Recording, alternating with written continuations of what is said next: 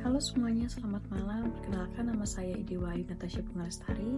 Saya di sini hadir untuk memenuhi tugas akhir saya dalam kelas Etika dan Filsafat Komunikasi 06. Sebelumnya, bab yang saya ambil merupakan bab 12 yang berisi tentang stereotip dalam etika dan filsafat komunikasi. Stereotip merupakan hal yang tidak bisa dihindari dari kebiasaan masyarakat, dikarenakan stereotip sudah lama terbentuk dengan adanya kebiasaan menyederhanakan realitas, esensi informasi, membedakan mengelompokkan suatu ras dan golongan.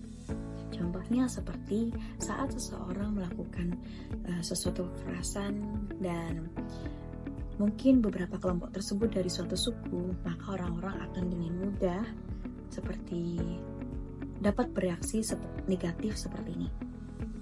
Oh, pantas saja dia memicu keributan, dia dari suku tersebut sudah menjadi wataknya.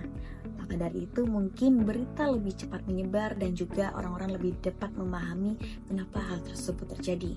Tapi mungkin tidak semuanya alasannya karena suatu suku tersebut. Tapi biasanya orang tidak peduli dengan adanya alasan, tetapi hanya peduli dengan adanya kericuhan yang disebabkan oleh suatu suku atau ras. Stereotip sendiri didefinisikan sebagai suatu pandangan suatu kelompok sosial yang kemudian digunakan pada setiap anggota kelompok tersebut.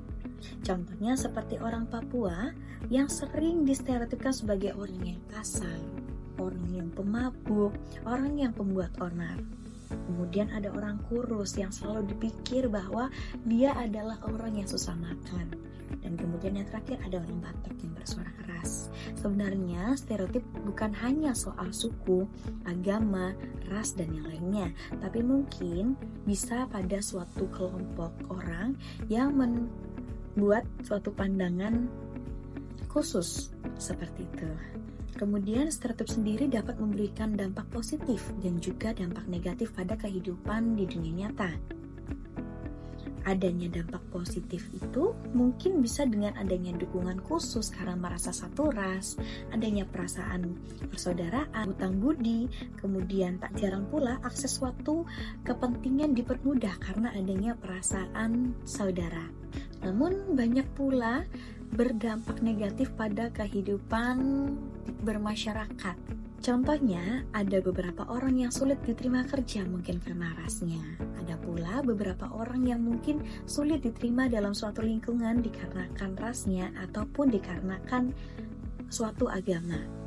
Maka dari itu, media massa diharapkan dapat menjadi suatu wadah yang dapat memberikan suatu kebiasaan baru dalam pembentukan stereotip yang lebih natural, yang tidak merugikan, atau mungkin meminimalisir adanya kerugian dalam hal tersebut. Kemudian contoh isu dan kasus yang saya ambil sendiri merupakan isu orang Papua dianggap sebagai pembuat onar, pemabuk, dan kasar.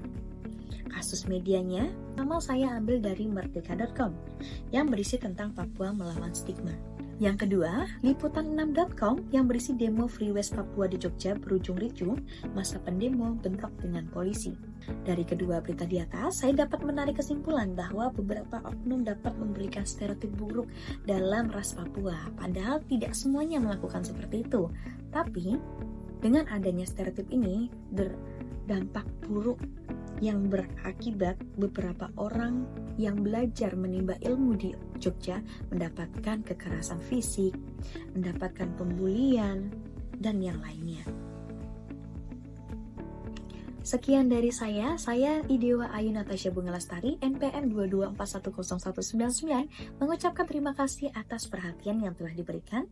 Selamat malam semuanya.